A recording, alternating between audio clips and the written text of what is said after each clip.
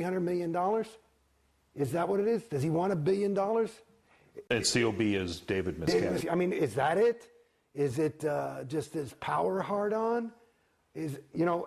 Or is it just insanity? I mean, I wonder, is LRH, was he just crazy? There are people, maybe he was an SP, whatever. But I don't know. I mean, the jury's out for me. I haven't, like I said, I can't confirm. I don't see what the fucking, like if I wanted money, I know for me, if I wanted $1 billion or something like that, I couldn't do that.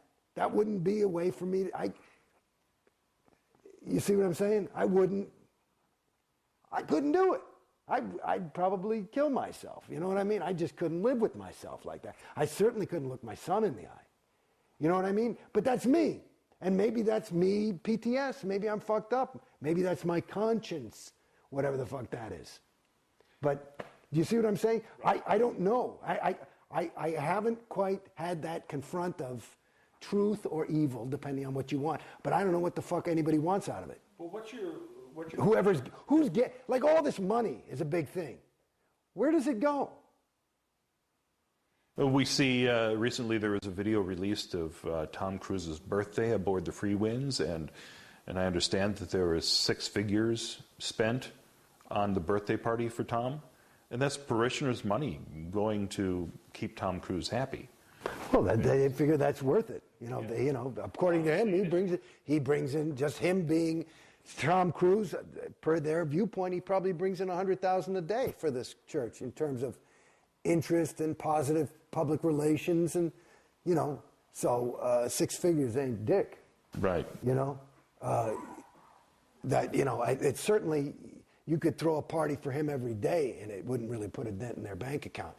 So I don't know what a party, people like to get mad at COs who take these big things, and Tom Cruise is party, and there was the fucking Free Winds is, let me tell you, is a flea bag. I mean, it's not a fucking nice boat, I mean, I've been on that thing.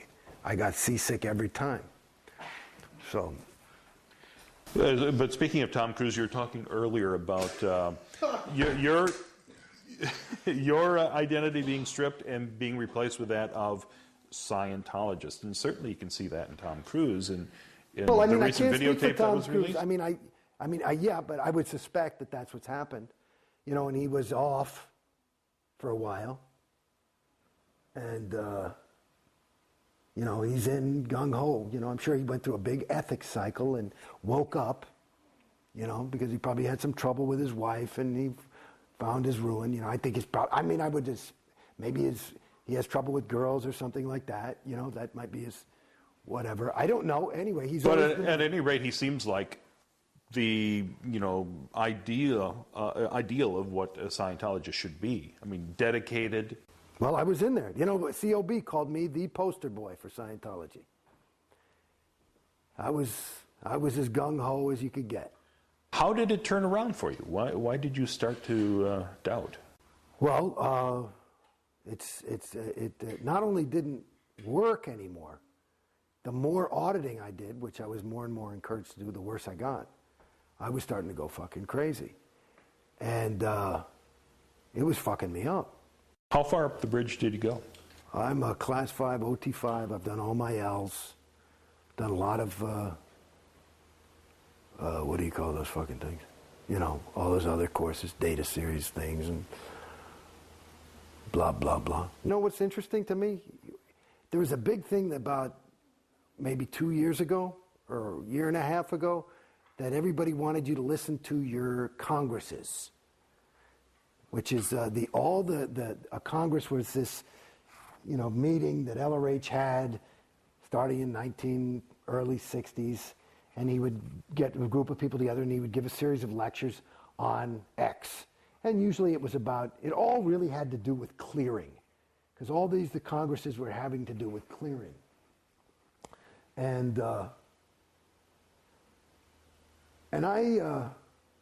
let me give you remember that I'm talking about the Congresses. I'm going to give you the unabridged version. Is that okay? Sure. You sure? Yeah, time.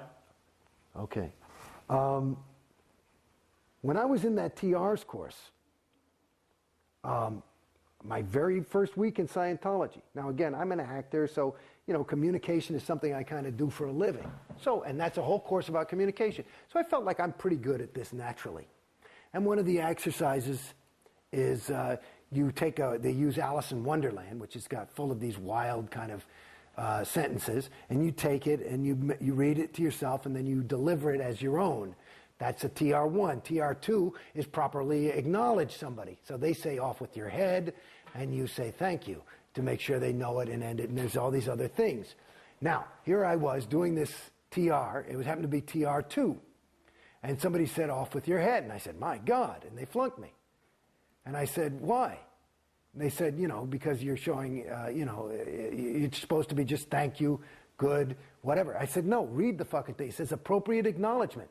If somebody says off with your head, why do you think he chose Alice in Wonderland? And they bring the head technical person in the fucking place, and they're all invalidating the shit out of me, and I'm sticking to my guns. I finally am crying. I said, you guys are fucking wrong. Who the fuck talks like that? Thank you. I got it. Okay. Good. Wow. That would be way too much. Wow. Okay? I totally duplicate that. This is the way you're supposed to talk. I'm really talking to you. But do you see how I'm not? So it's there. This is perfect in terms of their idea. All right, I got it.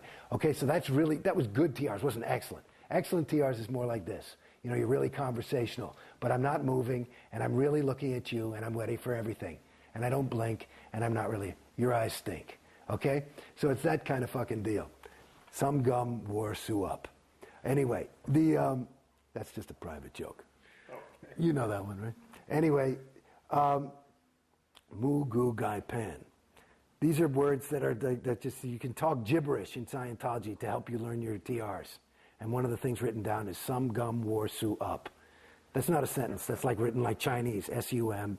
Anyway, so at any rate, so I'm in there and I'm fucking crying and shit and like blah, blah, blah. So finally I stop and I toe the line and I'm like, thank you, okay, good, you know?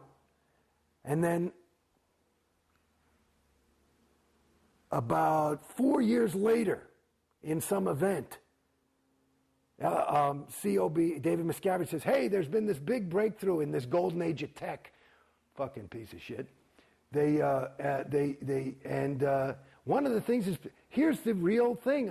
People have been doing the improper acknowledgement. You're supposed to have, it says appropriate acknowledgement. And they have LRH on tape saying, you know, somebody says off with your head and he goes, my God, that's the right way to do it.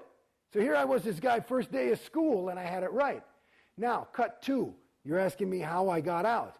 So I'm in the fucking thing, and they keep telling me I got to do this action, and I got to do this, and you got to do this sec checking, and all this shit. And I'm like, you fucking people, I wouldn't show up here if I wasn't ready. And they would be sec checking, which is basically asking me for my crimes and charging me thousands. I probably paid 50 grand, in sec checks to get this shit together because everything was fucked up. So it must be that I'm fucked up.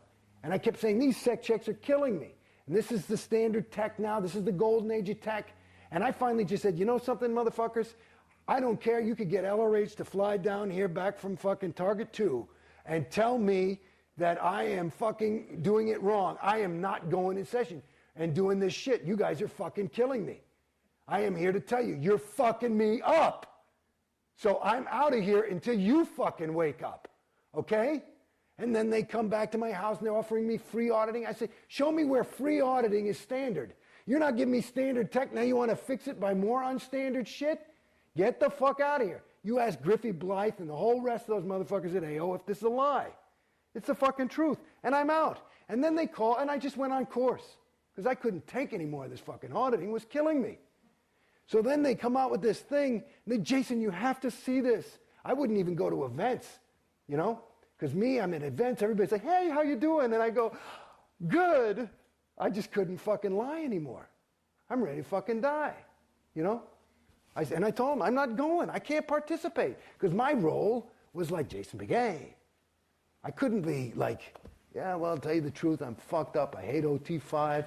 And everything's going fucking shitty. And it's fucking not working. And it's costing me a shitload of money. And I'm more unhappy than I've ever been in my entire fucking life.